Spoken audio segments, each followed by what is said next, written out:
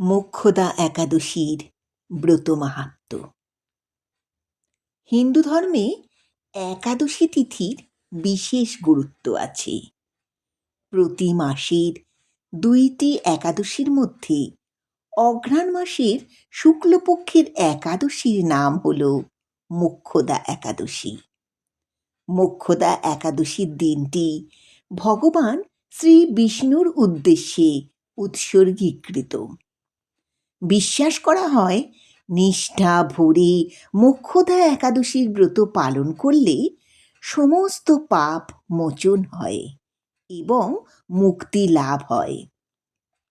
ভগবান শ্রী বিষ্ণুর কাছে তুলসী অত্যন্ত প্রিয় বলে মনে করা হয়, তাই মোক্ষদা একাদশীর দিন তুলসী পুজো করা অত্যন্ত শুভ।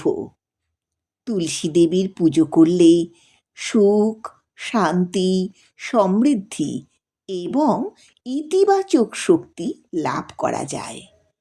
মোক্ষদা একাদশীর দিন তুলসী গাছ স্পর্শ করা বা তুলসী পাতা তোলা উচিত নয়। মোক্ষদা একাদশীর দিন ভগবান শ্রী বিষ্ণুর সাথে মাতা লক্ষ্মী দেবীরও পুজো করা খুবই পবিত্র বলে মনে করা হয়। মোক্ষদা একাদশীর দিন ভগবান শ্রী বিষ্ণু, শ্রী হরি বা নারায়ণের মন্ত্র জপ করলে মানসিক শক্তি ও আধ্যাত্মিক শক্তির বিকাশ হয়। মোক্ষদা একাদশীর ব্রত পালনে ব্রতকারী কাঙ্ক্ষিত ফল লাভ করে। এর পাশাপাশি মোক্ষদা একাদশীর ব্রত পালন করলে পূর্বপুরুষদের আত্মা শান্তি পায় এবং মোক্ষ লাভ করে। হিন্দু ধর্মের চূড়ান্ত এবং সবচেয়ে বড় লক্ষ্য হল মোক্ষ লাভ করা, অর্থাৎ পৃথিবীতে পুনরায় জন্মগ্রহণ থেকে মুক্তি লাভ। বিশ্বাস করা হয় মোক্ষদা একাদশীর ব্রত পালন করলে সাধক ও ভক্তরা মোক্ষ লাভে সফল হয়। মোক্ষদা একাদশীর ব্রত পালনে ব্যক্তির লোভ, আসক্তি, হিংসা ও পাপ নাশ হয়, ধন ও সৌভাগ্য বৃদ্ধি পায়। মোক্ষদা একাদশীর দিন ভগবান শ্রীকৃষ্ণ তাঁর প্রিয় সখা অর্জুনকে গীতা উপদেশ দিয়েছিলেন, তাই মোক্ষদা একাদশী তিথিতে গীতা জয়ন্তী পালন করা হয়। মোক্ষদা একাদশীর দিন ভোরে স্নান করে ভগবান শ্রী বিষ্ণু বা কৃষ্ণের সামনে ধূপ প্রদীপ জ্বালিয়ে গীতা পাঠ করলে সমস্ত পাপ থেকে মুক্তি মেলে। একবার যুধিষ্ঠির ভগবান শ্রীকৃষ্ণের কাছে মোক্ষদা একাদশীর ব্রত মাহাত্ম্য শুনতে চেয়েছিলেন। ভগবান শ্রীকৃষ্ণ বলেছিলেন, কোনো এক সময় মনোরম চম্পকনগরে বৈখানস নামে এক মহান প্রজাবৎসল রাজা ছিলেন। তিনি ছিলেন সমস্ত বৈষ্ণব সদ্গুণে বিভূষিত। তাঁর রাজ্যে বহু বেদজ্ঞ ব্রাহ্মণ বাস করতেন। রাজ্যের সকলেই ছিল বেশ সমৃদ্ধশালী। একবার রাজা স্বপ্নে দেখলেন যে তার পিতা নরকে পতিত হয়েছেন। তাই দেখে তিনি বিস্মিত হলেন। পরের দিন তিনি তাঁর ব্রাহ্মণ পারিষদদের ডেকে বললেন, গত রাত্রে আমি আমার পিতাকে নরক যন্ত্রণা ভোগ করতে দেখে খুবই কষ্ট পাচ্ছি। আমার পিতা আমাকে বলছেন যে তাকে নরক সমুদ্র থেকে উদ্ধার করতে।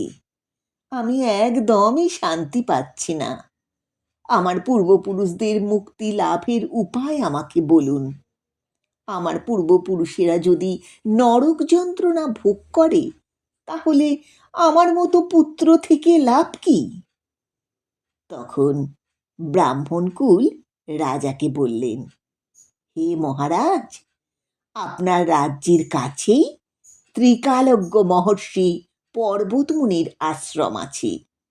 আপনি তার কাছে গিয়ে আপনার পূর্বপুরুষদের মুক্তির উপায় জানতে পারবেন। রাজা ব্রাহ্মণদের নিয়ে পর্বতমুনির কাছে গিয়ে সমস্ত ঘটনা জানালেন। রাজার কথা শুনে পর্বতমুনি কিছুক্ষণ ধ্যানস্থ হয়ে রইলেন। তারপর বললেন, হে মহারাজ, পূর্বজন্মে তোমার পিতা অত্যন্ত কামাচারী হওয়ায় এরকম অধোগতি লাভ হয়েছে। তুমি অঘ্রাণ মাসের শুক্লপক্ষের মোক্ষদা একাদশী ব্রত পালন করে তার পুণ্য ফল পিতাকে প্রদান করো। সেই পুণ্যের প্রভাবে তোমার পিতার মুক্তি লাভ হবে। মুনির কথা শোনার পর রাজা নিজ গৃহে ফিরে এলেন। অঘ্রাণ মাসের শুক্লপক্ষের একাদশী তিথি এলে রাজা স্ত্রী পুত্রাদি প্রজা সহ নিষ্ঠা ভরে মোক্ষদা একাদশীর ব্রত পালন করলেন এবং ব্রতের পুণ্য ফল পিতার উদ্দেশ্যে প্রদান করলেন। ওই পুণ্য ফল দানের সাথে সাথেই পুষ্পবৃষ্টি হতে থাকল। বৈখানস রাজার পিতা নরক থেকে মুক্ত হয়ে স্বর্গে গমন করলেন। ভগবান শ্রীকৃষ্ণ যুধিষ্ঠিরকে বললেন, মোক্ষদা একাদশীর ব্রত হল মঙ্গলদায়িনী এবং সমস্ত পাপ নাশিনী।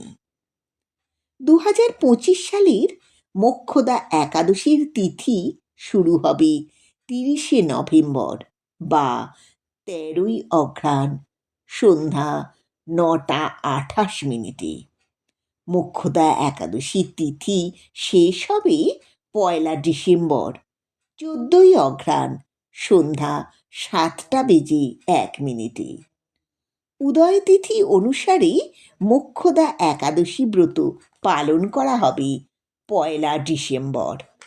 মোক্ষদা একাদশী পালনের সময় 2রা ডিসেম্বর সকাল 6:57 থেকে সকাল 9:03 পর্যন্ত। মোক্ষদা একাদশীর দিন মিথ্যা কথা বা কটু কথা বলা পরিহার করা উচিত। কাউকে অপবাদ দেওয়া বা দোষী করা উচিত নয়। সমস্ত পাপ কর্ম ত্যাগ করে পুণ্য গ্রহণ করলে মোক্ষ লাভের পথ প্রশস্ত হয়।